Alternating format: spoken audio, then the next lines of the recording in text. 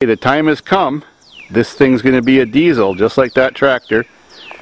I pulled my long and faithful, trusty old van into the garage to get the motor pulled and then junk it. I bought that thing in 2001 for $100. Scrap prices are up now, and after I'm done with it, I can get $200 for scrap. Not bad. Here we go.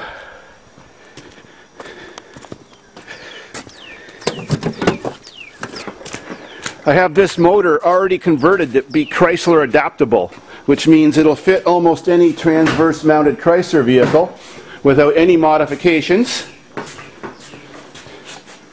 Just like you were putting a Chrysler engine in, yet it's a Volkswagen diesel.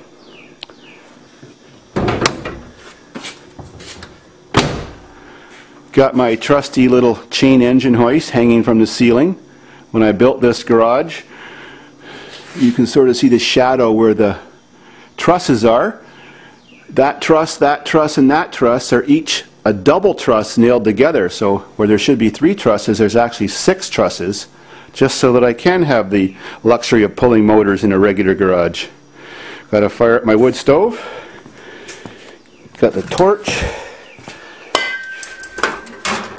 cardboard paper, and old skids, shot of motor oil. That makes sure it always goes. Don't tell Al Gore.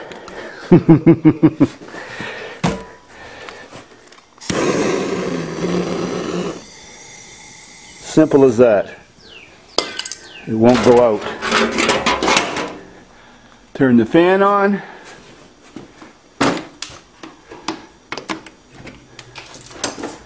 We're all set for a toasty day at Dave's garage. There she be. She's still running fine. It's just those power steering bolts are broke off. Oh well. So first thing you do when you pull a motor is drain the fluid. So this is a handy dandy old used fridge bucket. And I'm going to pull the lower rad hose off.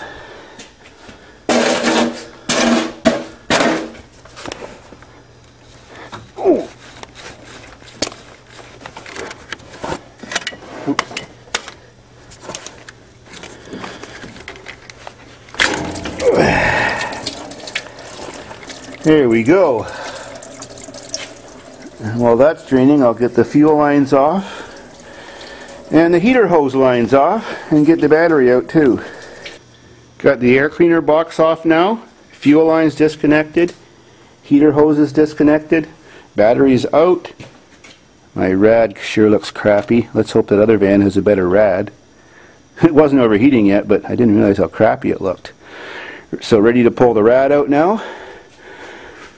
Got these motor mount bolts completely off. Gravity holds the motor in right now. Still got snow jammed in it from when I was stuck when I pushed it out with a bulldozer. Gear shifter cables are unhooked. This is a standard transmission. So get the rad out, and now I'll start unhooking the wires. Okay, this thing uses a Chrysler wiring system. Everything except the computer that used to be beside the battery. But that's pretty simple. A diesel doesn't have very many wires. Most of these wires aren't even used. The diesel just has the wire that goes to the injector pump. That's a little solenoid that shuts the fuel off when you turn your key off. That's one wire. It has one wire going to the temperature sensor, one wire going to the oil pressure, of course your battery wire going to the starter, of course your solenoid wire like any car, a clutch cable, and not much else. Oh yeah, reverse light wires, and a couple wires to the alternator. And alternators are all wired about the same, so that's pretty simple. The only extra wire a Volkswagen diesel has, or pretty much any diesel has, is the glow plugs. I didn't use the glow plug computer from the Volkswagen system. I used a Ford starter relay, which they've been using for 40 years. They're all the same, hooked up to a manual push button on the dash. When it's really cold outside, I hold it for 15 seconds. If it's summer, I hold the button down for about 5 seconds, and that warms up my glow plugs enough. And of course, if the motor's warm, I don't touch the glow plug button. Now, if you're converting your Chrysler van to be a diesel, and you happen to have one that's already a standard, the clutch cable from the Chrysler actually works on the Volkswagen. You don't have to use any modifications or anything. That's one thing that worked out. The throttle cable is Chrysler, except that it didn't have the right length and the right end to hook to the injector pump. So I just cut the plastic end off that the Chrysler had, made a little crimp-on connector with a piece of copper pipe, shoved another piece of wire in there, and then looped it around there. And that's how my throttle works. It looks pretty crude, but it hasn't broken in 9 years and 475,000 kilometers. And then one more unique thing is the Volkswagen speedometer cable is original Volkswagen. It's just about long enough to reach the dash. It actually does, but you have to connect the wire, the cable, onto the back of the speedometer first and then attach it to the transmission, because if you try to take the cluster out and then plug the cable onto the cluster, there's not enough room to get your hand back in there because the cable's not long enough. Okay, one bolt pulls the speedo cable out of the transmission. You can see the oil down in there, and this is the easiest way if you have a Volkswagen to add oil to your transmission, is just take out the one bolt that holds the speedometer cable in. Now the biggest pain in the ass with Volkswagen design exhaust systems, if you don't have the right tool, is getting off those big C-clip things that hold your exhaust flange to your exhaust manifold.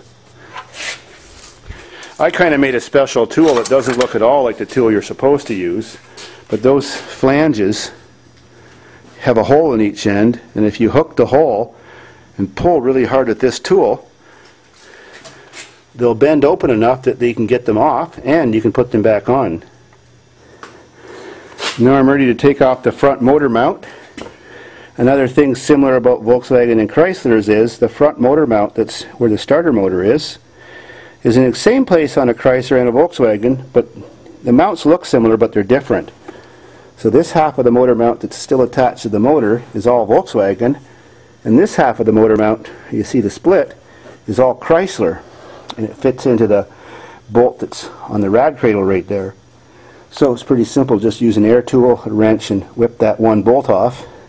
But when you're changing Chrysler motors or hybrids like this, it's usually easier to completely remove the whole motor mount from the block and the body when you're pulling the engine out, just so it's much easier to maneuver your engine back in and out. On Chrysler vehicles like this, when you're taking an engine out, you can leave the whole engine just being held in by one bolt. So there's no bolts on that motor mount. The bolts out of that motor mount now, there's 3 bolts on that end, which you get access to when you take the wheel off and remove the plastic cover, and you take 2 of them out and leave 1 there. So the motor is still sitting in completely safe, just being held on by 1 bolt on the back of the transmission. Now this cable is the one that's different. It's found on a lawnmower because it is a lawnmower cable. On these older Volkswagen engines that aren't TDI, they have a cold start lever. I'll show you. On a Volkswagen, you would just pull this black knob over here, and that would advance your injector pump to start better on cold days. But the cable that comes with the Volkswagen setup isn't long enough to use on a Chrysler vehicle, so I just got an ordinary lawnmower speed control, which is plenty long enough, and that works perfect.